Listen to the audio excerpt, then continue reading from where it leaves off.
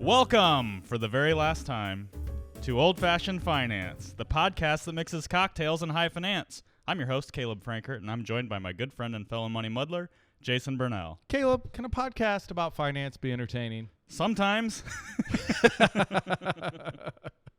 Not all 100 and whatever times. 12? Is that what we did? 112. 10? Okay. Let's mix it up one more, Jason. All right. Let's mix it All up. right. How's it going? What just happened? We are closing out the tab, folks. Oh. I mean, not yet. Not yet. No. We are closing out the tab, but we're not closing it out just yet. So That's right. That's right. this whole episode. One more useful, great episode to tie it all up. Old-fashioned finance. Yeah. It's been good. It's been a thing. Yeah. It's been good, mostly. Yes. It's been mostly fun. Yeah. Yep. That is true. It's been a journey. That is one of the crazy little feedbacks we've gotten, which is like, seems like two guys drinking, wasting time. Yeah, turns out people will tune in to listen and now watch sometimes. I assure you, there's not a lot of time to waste. And one of the reasons we are closing out the tab. Well, true. True dat. All right, well, let's get into it. All right. We need a drink. This is old-fashioned We're finance. 1 minute 35 So- seconds in, and I am not drinking yet. Let's go. We're not 1:35 in. I started early. Okay. So it's okay. Anyway, It's like our first this time. is old-fashioned. Yeah. Feels like the first time. Ooh. We're drinking old fashions today, but this is a different old fashioned. This one, as you can see, our ingredients that are sitting out, if you're watching the podcast, is You like emptied the bar out.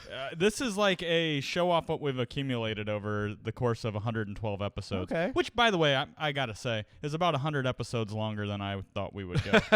So And about 100 episodes longer than most people's podcasts. a little bit more than that. Yeah, exactly. I knew when we started this, we had to get past 7 because Yes. that's what the average made it to. We did that by a lot. Woo!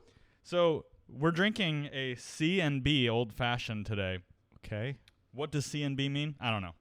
Well, Campari and Benedictine probably. Could be, but there's other stuff going on in here All that's right. not typical Old Fashioned Well, stuff. the C. I'm trying to figure it out. Anyway, go ahead. There's Contro. That could be the C also. Contro, yeah, right. Anyway, what I we've got here, Jen Jason, starts with a B. there's no whiskey in this drink. What? So we've got some whiskey out just in case as our backup So plan. let's flex a little. That's the flex whiskey, yeah. This if is what you're we a- had laying around our office, Yeah. which is ridiculous. If by you're the a way. whiskey person, if you're a bourbon guy and you see, or a bourbon gal, and you see some of the stuff out on the bar, you'd be like, oh man, maybe I should have been listening to these guys. I kind of earlier feel on. like we're doing an episode of QVC now. I'll be like, and yours, this can be all yours for 8 easy payments of $199. And one very difficult payment. That's right. That's right. That's R- when the R.I.P. regret sets Mitch in. Hedberg. Yeah. All right, so what we're drinking today is a C&B Old Fashioned. I found this one on liquor.com. Chicken and bacon. Chicken and bacon. Boy, that would be a good one, wouldn't it? I can see it now. Throw some ranch in there. Why not? This one consists of 1.5 ounces of gin, Yes. 3/4 of an ounce of Campari, Oh no. 3/4 of an ounce of Lillet Blanc, Yes. a dry vermouth, But like a sweet dry vermouth. Generally might- speaking, when this is in the drink, we like it. yeah. If you can't find Lillet, use some kind I'm of a dry sorry. vermouth. 1/4 ounce of Benedictine, which has become a favorite Yes. Definitely like this. here. 1/4 ounce of Contro. Mm-hmm. You can't make a good margarita without it.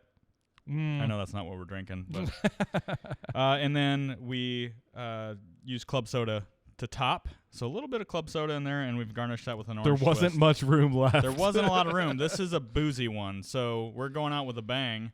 Jason, let's try it out. Cheers. Naps on the couch later.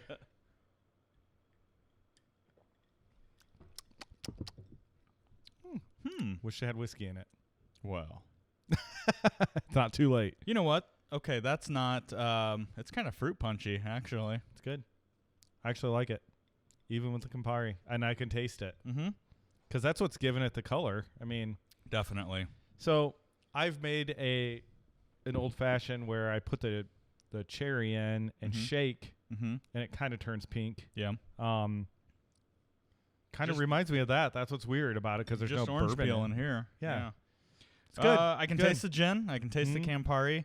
which sort of reminds me. So it's got a little bit of a Negroni feel if you Yep. like a Negroni. Right. But then there's the sweetness that you get. I think you're getting that from the Lillet. Yeah. Well, the You're Benedictine. definitely from the Benedictine, even though there's some like cloviness and spice in there. That's not coming through as much. You get some sweetness from the Cointreau too. Yeah. Well, it was funny because I feel like the Negroni was when our hate relationship for Campari started. Turned into a love-hate relationship. Yeah, Then. I'm still on the hate side of the relationship, but I mean I can tolerate it. Mhm. It's good in this. Well, it's And like I I can said taste it. before. When used properly, it can be a nice addition to a drink for sure. I like it. I like that. There's a lot of stuff going on. I can't say that I would make it at home a lot, but You would don't. I shouldn't say it. But like you go out and buy all this, like you got a lot of money in a drink. yeah. Well, you can see here how much Lillet we have left. Very little. Yeah. You can't really see here, but there's quite a bit of Cointreau But left. we use Cointreau in a lot of stuff. The Benedictine is almost half there, and we've been using that more this year. Sure. So It's good. these are things that will go a long way. This is our first bottle of Campari. And maybe our last. Yeah. Well, no, I think I'm going to buy a bottle when I we're know done you here. will. You Probably, I'll will. probably buy a bottle of this. I'll buy a bottle of this for at home. Gone through a couple bottles of that at Norlitz home. is such gone, a good gin and tonic. Gone Man. through a couple of those. So. I bought a bottle of Norlitz last summer, and it didn't make it through the weekend. I know. I was like, "Oh, that was a huge mistake." I like it better with just club soda and a little bit of lemon juice in it. Yeah, I mean, versus Like just a squeeze of lemon. Mm-hmm. Yep. Yeah, I mean, tonic water's got a lot of sugar in it. Mm-hmm.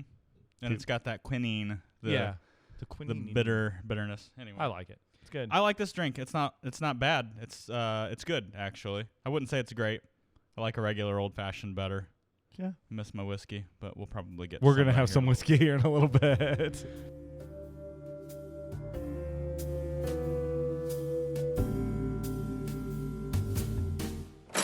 So Jason, let's go through the past 112 episodes a little Ooh. bit. We're gonna do. This is gonna be a 4-hour long episode. We're gonna. No, I'm just kidding. Buckle in, folks. No, but you mentioned some surprise feedback. Let's maybe start with that. All right. What if? Okay, we're gonna talk about some things that you should take away from Old Fashioned Finance in our 112 episodes. Mm-hmm. Let's before we get into that, talk about some of the things that we've taken away from Sure. Old Fashioned Finance. So us personally? Yeah. Okay. For me, I would say like probably the top thing, which is unrelated to anything we covered. Podcasting is actually really hard. Very hard. This takes a lot of effort, and our producer Bo has said many times, like, you guys make this look pretty easy. It's really not that easy. He knows because he made podcasting. I mean, he still does, but he made it look pretty easy on Country Squire Radio. Mm-hmm. But also, Bo, our producer, Podastery Studios, Right. warned us at the beginning, right? He said it's not easy.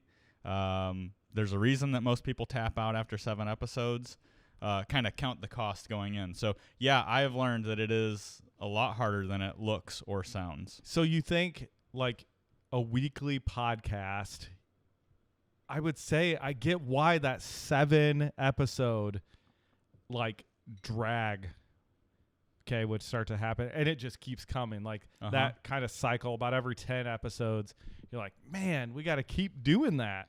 Because we have a social contract, right? So exactly. Your very few listeners at the beginning are expecting you to be there when you say you're going to be there.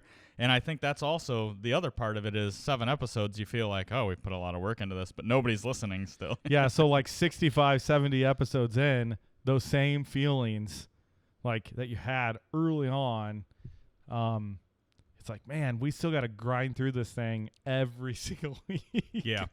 And okay, it's like anything else. There's times where it's going really great. It's just a ton of fun. It's all fun all the time. Yeah. You're really looking forward to it. And then there's times where schedules don't line up and all that kind of stuff, and you got to remember why you're doing it. So when we started this podcast, you know, we built this on the notion that some of our best conversations with clients actually came after hours. Yep. You know, the clock hit 5 o'clock.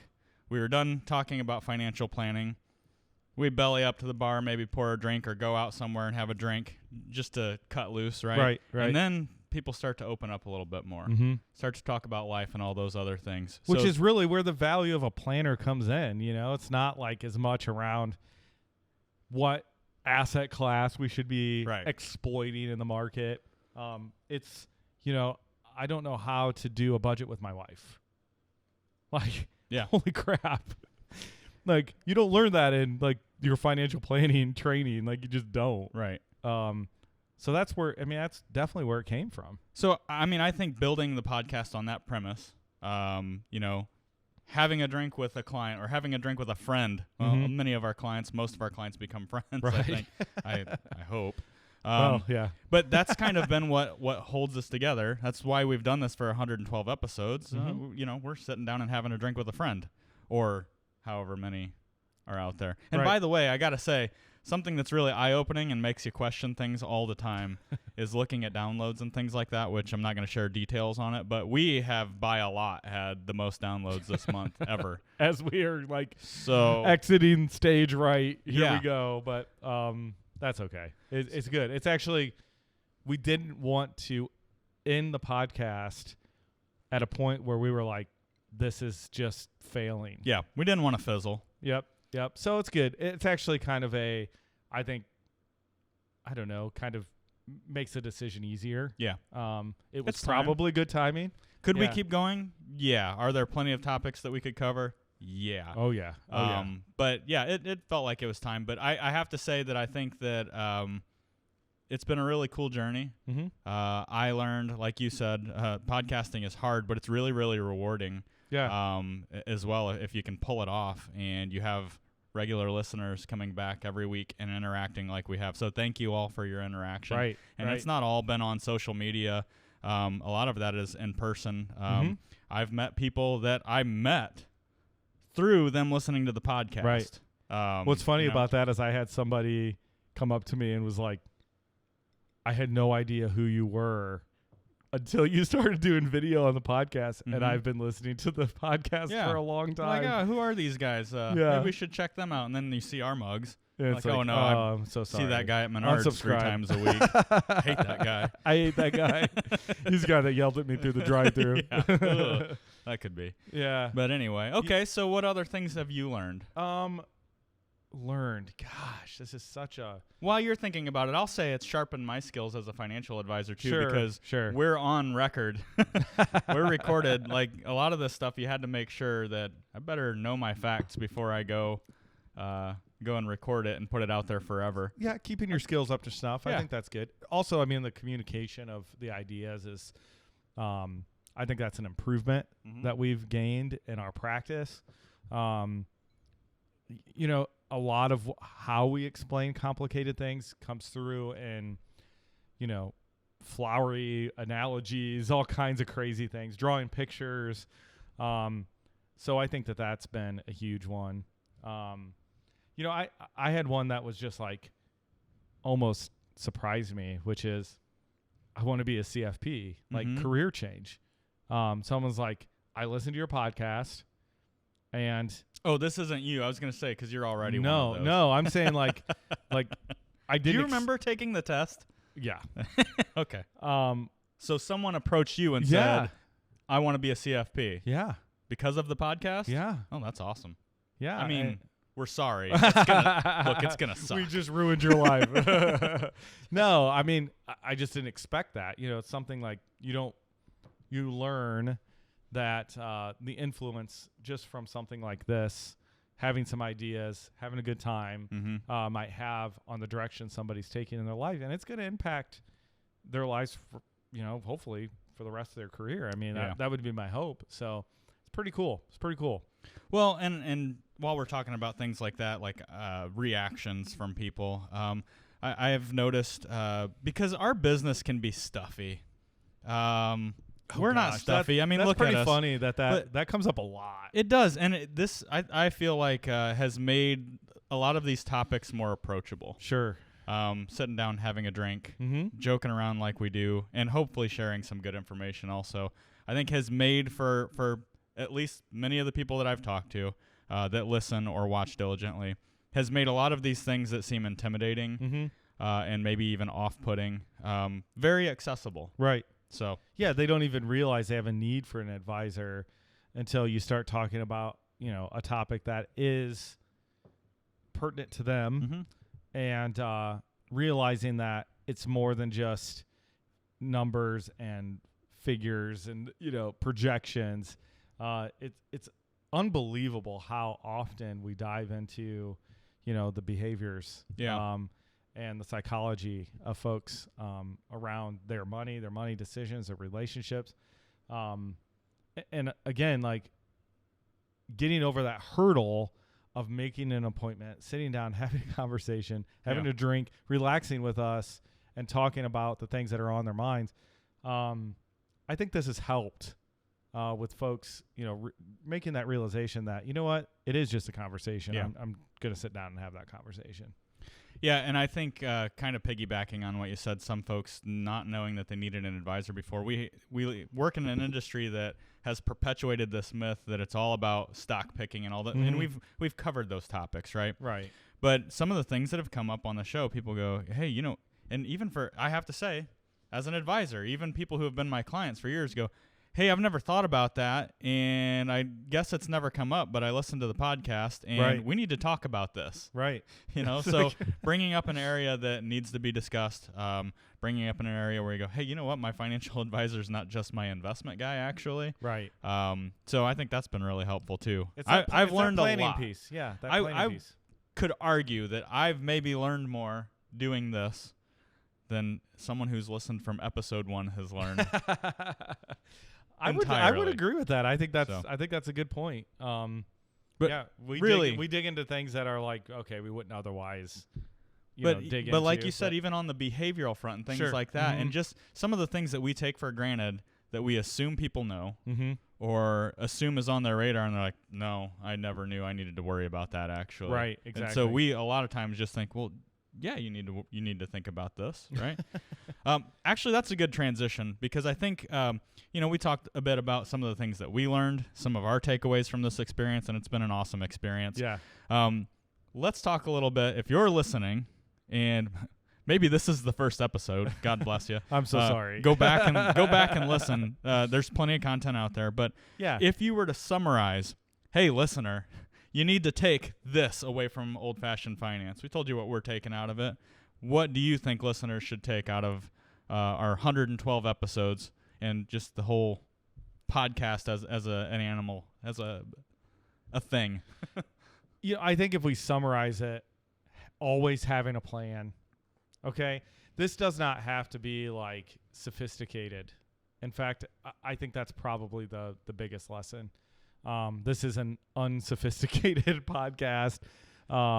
We like to have a drink and talk about a topic that is important, but a plan for your biggest wealth building tool, your income, being able to weather those emergencies, planning for the repeated ongoing expenses that happen time and time and time again in a sinking fund.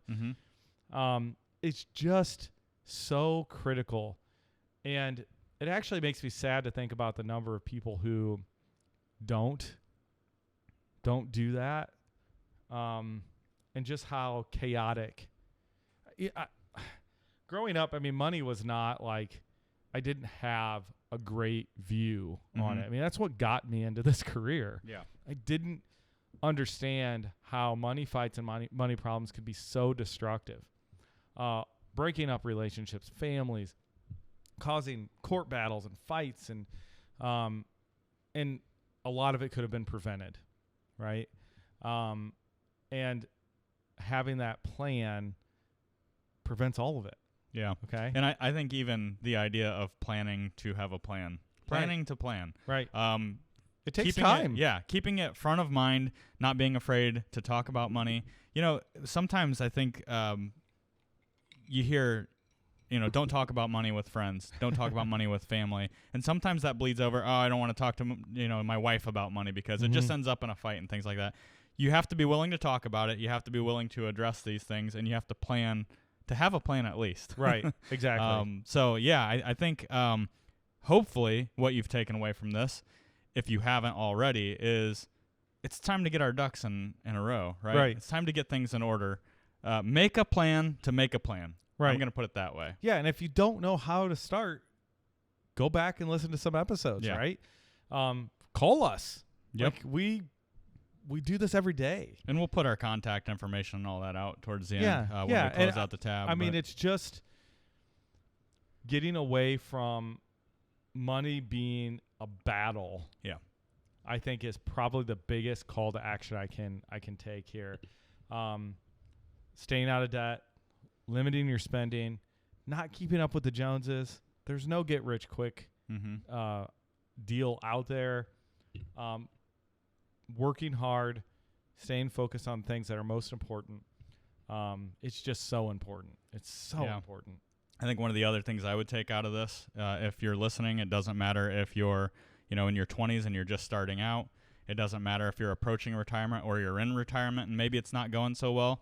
If you're wondering, where do I start? The answer is here. Mm-hmm. When do I start? The answer is now. There's always something you can be doing to improve. So, you mentioned staying out of debt and all that. Well, what if I've already gotten into a bunch of debt? Well, it's time to get control of exactly. it. Right? So, I mean, it is. The time is right now.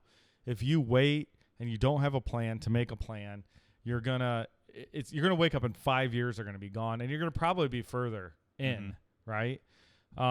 It's so easy to spend and to pull that credit card out and, trying to keep up with those around you.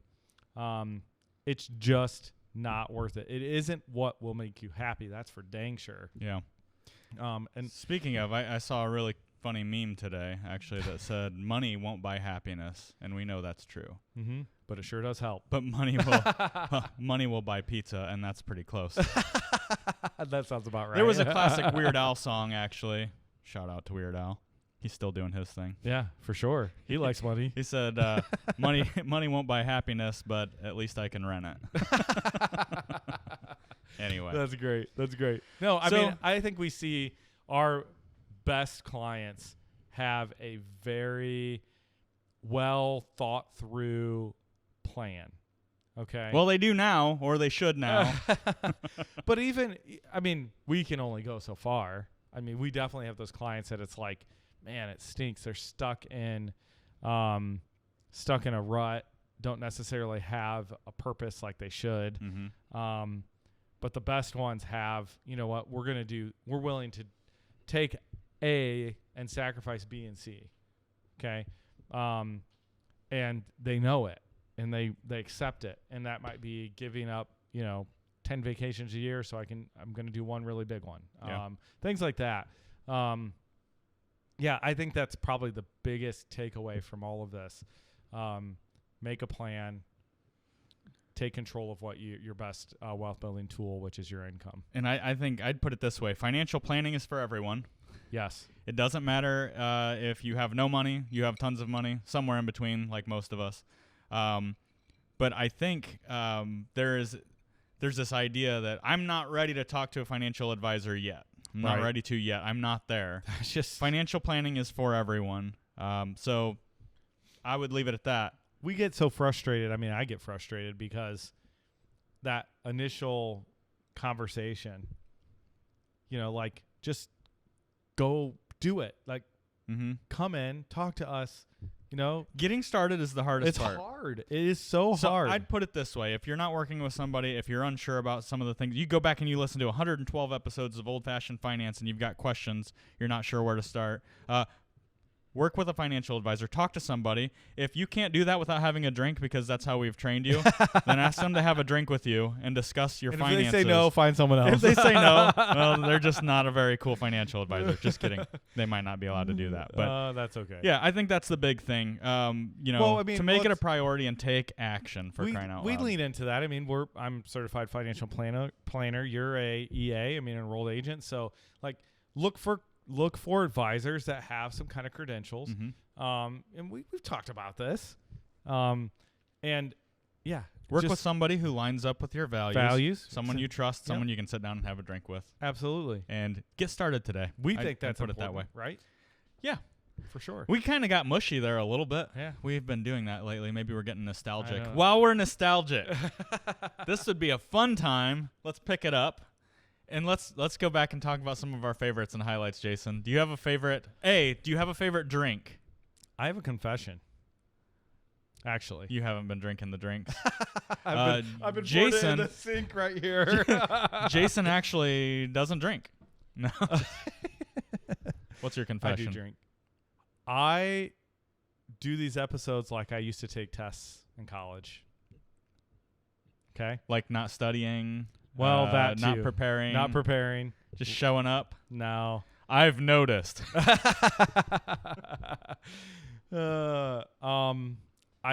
I do the episode. And then you forget about it? And I really do. I mean, I bet you I couldn't tell you more than 5 episodes right now. That's no joke. Okay. I was going to say, I would think that you were a big fan of the sinking funds episode. It's definitely, sinking funds are really important to me. I just think that of anything that someone can take control of in their financial situation, it's this. Sinking funds? Yeah. Yeah. Like, Christmas happens on the 25th of December every year. Okay? Juneteenth is, well, not always on. Take it back. We just had this conversation earlier. That is like a get off my lawn comment, isn't it? Really is. Yeah, Juneteenth is on the 20th. So the Jen Caruso is not one that you'll go back and make again? I don't even remember it. I don't. Like, we're looking at the list. I liked the 100-year-old cigar. Yeah, that was a good one. I do remember that. I do remember the stupid Tootsie Roll one that you made. That was horrible. The Monte Carlo was good. Monte Carlo was good. And that was an episode where we were kind of bashing on the whole Monte Carlo. I mean, these are recent ones, though. I mean, I go back to, the left hand was good. Very good. Again, like, get yourself a bottle of Benedictine because there's some fun stuff you can make. There's some good stuff with that. It's just one of those things that I feel like we have a good crew behind the scenes. We definitely do. Okay, so I'm just one little cog in that, and so to not put a ton of thought into it and let the folks that are like to be able to get up here and just riff, yeah, and know that it's going to be done, and it's going to be done, and it's going to be done right. I mean, really, yeah. Like I do it, and then I move on. Like, I know that seems crazy. Okay. But well, in all fairness, I think about this a lot more than you do. I know you do, which is part of like. When we had this conversation about stopping, I was like, tell me on a scale of 1 to 10, how much do you want to stop? And I was like 7, 8, and you were like 10. Okay. Because I hate it. And it just occupies a space in your brain all the time. And for whatever reason, which is unusual for me, I'm kind of a control guy.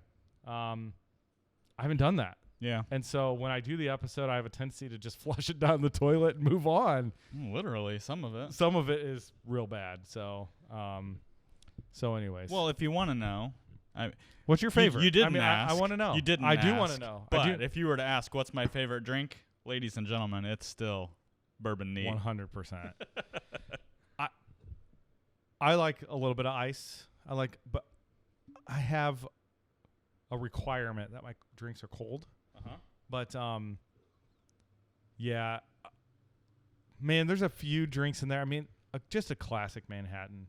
I smile so big every time if it's made decent. Yeah, doesn't even have to be that great. Gosh, they're just so good. Well, a Manhattan is my baseline when it comes to a cocktail, by the way. If you go to a cocktail bar, especially one that does all kinds of, and I'll say air quotes, fancy stuff, here's what I would recommend. Either try, if you like martinis, if you like olives, especially a dirty martini, you can test the bartender with a martini or a Manhattan. If it's no good, just be done. If it's excellent, okay. Dig in. See what else they've got for you.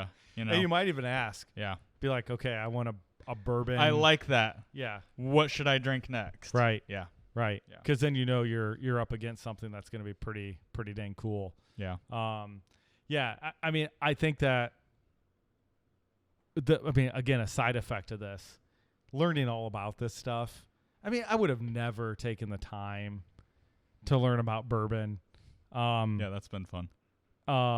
Meeting the people that we've met it is outrageous. Mm-hmm. The cross section of Americana. We've got some friends for life out of this that we did not know before we started. I mean, people that are just great, great folks, down to earth, clients. Geez, I mean, you just can't. My favorite drink by far is still bourbon. I mean, it just is. Neat. Like the good Lord intended. Straight from the barrel if possible. Yeah. With all the fun floaties in it. But I mean, I'm trying to think of some of the, I mean, I really turn to like a Paloma a lot. I like tequila a lot. I mean, you know, might come to a surprise, my dad's 100% Mexican. So, it just kind of fits, but yeah. What about episodes? I mean, what's your favorite? A couple of them stick out to me. Early on, I really, really liked the health savings account episode. That we did gin and tonics on that one. There's a lot of cool things you can do with health savings accounts that a lot of people aren't familiar with. Sure. I think about let's see, the Harvey Wallbanger. Oh yeah, not a very good drink. I mean, if you don't like whiskey and stuff like that, it's kind of like one of those. If you're trying to not taste the alcohol, go for it. Right. That's why we bought that big bottle of Galliano That's up right. there. And I remember that. We haven't done it since. Any justice. But that was a good one on why you don't need an annuity. And I would tell you right now, with the market doing what it's doing, there's a lot of people out there selling fear and therefore selling annuities. So I thought that was a really good one and a fan favorite by the, judging by the downloads at least. Sure. At least they were really intrigued by the idea because they listened. Whether they liked it or not, I don't know. So that was a big one. I had a lot of fun with the Bitcoin episode way back in the day. Oh yeah.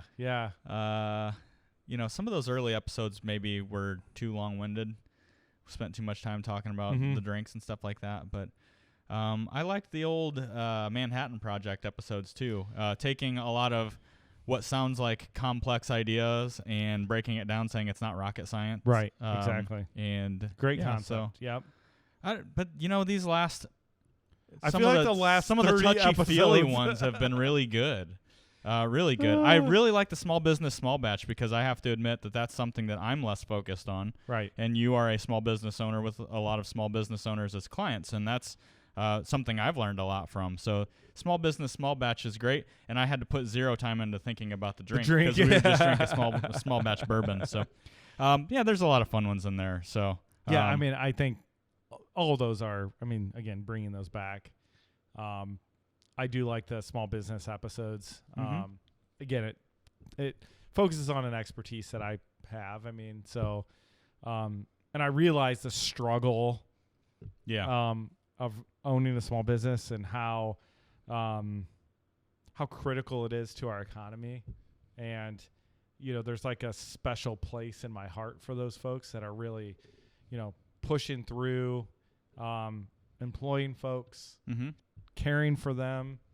Man, it's real hard. It's difficult. I'm going to be real honest with you. It's you and I both worked at a bank starting out. Yep. And I remember working on you were a branch manager too, right? So being on the retail banking side of things, I can remember there was nothing that I hated more or was more terrified of than a small business owner coming in to open accounts. You're like, I don't know anything about this. I don't even want to learn about it, right? That was the nightmare for bankers. Yeah, because they knew a lot. And, well, even just how to get it open and how to do things, how businesses work, how they paid employees, all that kind of stuff, right? And so this is where here's a plug for Jason. A lot of financial advisors shy away from that stuff too. Sure, yep. And that would be a demographic that's underserved, I think, when it comes to financial planning. Yep. So here you go. Here's a small business owner who's doing financial planning. I think that's a really good niche there too. And there's so many behavioral things in there. Again, it can be an emotional roller coaster. And we've seen small business owners anywhere from, I'm good, everything's going great, to this is really rough and I'm done. Like I need to be done with this. So I mean, all of those episodes I remember going through, and even just some of the more recent ones where we pounded the table a little bit more. Yeah. they're important to go back and listen to, especially if you're thinking about or run a small business. It's huge, and we have a lot of respect for you folks. I mean, it's a huge undertaking. Yeah. Huge. Hey, something else I learned. Taxes are real important. Taxes are really important. And when we started this whole journey, I was embarking on the enrolled agent journey, and got that done. And we've implemented a whole nother process in our business. And taxes affect a lot.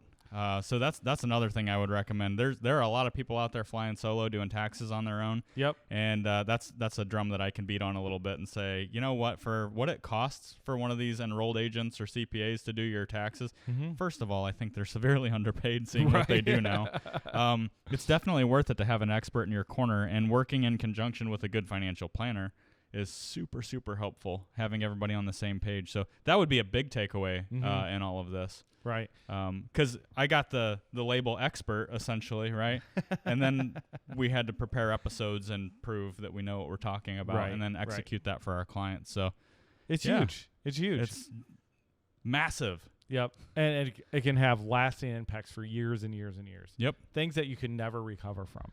I mean, it's pretty amazing. Again, that a lot of planners don't necessarily focus on that.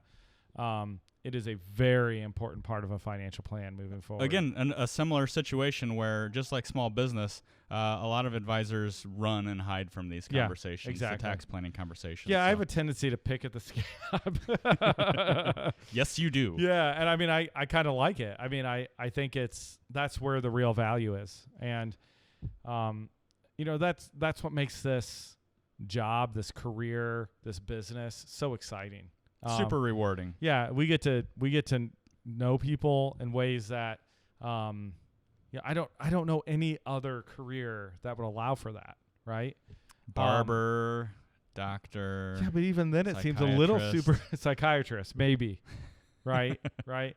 You become a I was going to say what is it? Bartender, barber, and what else? Isn't there like three? I can't remember what the third one is. Anyway, we do the bartender thing. I guess we don't cut anyone's hair. You cut your own hair. I do, yeah. Well, look at it. It's pretty easy. I cut the hair. No, I mean, I just think that, we've been given this gift. It's a wonderful thing. And, to be able to dig into folks' situations, it's super rewarding. I go home at night and I reflect on this stuff, and it's like, man, where else would I ever get to know about, someone's grandbaby or, health issues or job changes. It's just, the list just goes on forever. Hopes, dreams, all that good stuff. Yeah. Right. Yeah, it's good. Well, you know what? I think that's a pretty good place to leave off. And I'd put it this way. We shared some of our feedback, some of the things that we learned, some of the things that you should take away, some of the things we've taken away. One thing I don't want anybody to take away is that we're unthankful for the help that we've got throughout this whole process, which we are extremely thankful to our staff here, Jamie Fry, Kristen Stelzer, even Jacob Black, Evan Willitzer, Jenny Greer, you and me, Nicole Wagner. I mean, lots of people. We got to think about the folks at Podastery Studios. Bo, huge. man. I'm just gonna say this. If you're thinking about podcasting, look him up. Yes. Listen to his podcast. Go to their website. Check out the podcast that he's been a part of, that he's produced. He does fantastic freaking work. And his staff there, Mike. Gosh darn it, Mike. You have edited a lot of garbage, and we thank you for making us look halfway's decent. So. Those folks. That's a hard task all by itself. Oh, man. I mean, really, we pay them. But also, thanks anyway. I wouldn't want to podcast with anybody else. Yeah, I mean, we said that the other week. It's like, I can't even imagine doing this. Can you imagine? I want to fly down to Houston and meet these guys face to face. And shake their hands and say, 112 episodes of that nonsense. Thank you for putting together this product that looked and sounded really good. Right. I surprised us. I'm surprised by us. I think you're surprised by us. Definitely. I'm not saying that I'm surprised by what a good job those guys did and what a good job our But they staff made did. us look I good. shouldn't be, but exactly. So We have not done this alone. We've had a lot of help, and it's more than we deserve. So, gosh, that sounded like Dave Ramsey. Thank you to Dave Ramsey. No. Why not, right? But anyway, yeah, we have a lot of thanks, a lot to be thankful for. Here's the deal. We're not going anywhere, Jason. You and I are still doing our thing. We're going to close out the tab here, but this bar is fully stocked, my friend. And if you would like long night. if you would like to pop in and have a drink with us, absolutely, please do. I think that would be a lot of fun. I mean, we're financial advisors, and we help folks every single day. It's what we do. We enjoy it. I mean, send us an email. Reach out. I mean, we would love to have a conversation. There's nothing. If you would like to get a hold of us, please do. BlueJayFG.com is our website. There's a contact us submission form in there. Our office number, should I share that? Yeah, go ahead. 419-785-4525. On the old rotary phone. On the old rotary phone. We'd love to chat with you. So don't be... just because the podcast is ending doesn't mean that the drinks and conversation has to stop. We'd love to hear from you still. Jason, I'm going to do it one last time. Let's do it. Let's close out this tab. I don't even know why I would try to read this because... you've been drinking too much. No. Thanks for having a drink or 112 drinks with us, folks. Wow. It is time to close out the tab. If you have a question or a topic you want addressed on the Old-Fashioned Finance podcast, it's not here anymore, so call us and we'll talk about it, right? Check out BlueJayFG.com. Get in contact with us. We'd love to hear from you. Still, share the show with someone you love. Right. Or who needs a little money muddling themselves. That's right. This is a resource. It's not going anywhere. We're not taking episodes down or anything like that. Continue to share with your friends. That's how we make it in this business, right? That's right. So we'd love to help. Absolutely. Thanks again to our staff, Podastery Studios. We have been your hosts, Caleb and Jason. Cheers. Cheers, everybody. Do we have to shoot this? No. This is too good to shoot. All right. Bye now. Blue Jay Financial Group, LLC. Blue Jay is a registered investment advisor registered with the state of Ohio. Registration does not imply a certain level of skill or training. The presence of this advertisement on this podcast shall not be directly or indirectly interpreted as a solicitation of investment advisory services to persons of another jurisdiction unless otherwise permitted by statute. Follow-up or individualized responses to a consumer in a particular state by Blue Jay and the rendering of personalized investment advice for compensation shall not be made without first complying with jurisdiction requirements or pursuant an applicable state exemption. All verbal and written consent on this presentation is for information purposes only. Opinions expressed herein are solely those of Blue Jay unless otherwise specifically cited. Material presented is believed to be from reliable sources, and no representations are made by our firm as to other parties' informational accuracy or completeness. All information or ideas provided should be discussed in detail with an advisor, accountant, or legal counsel prior to implementation.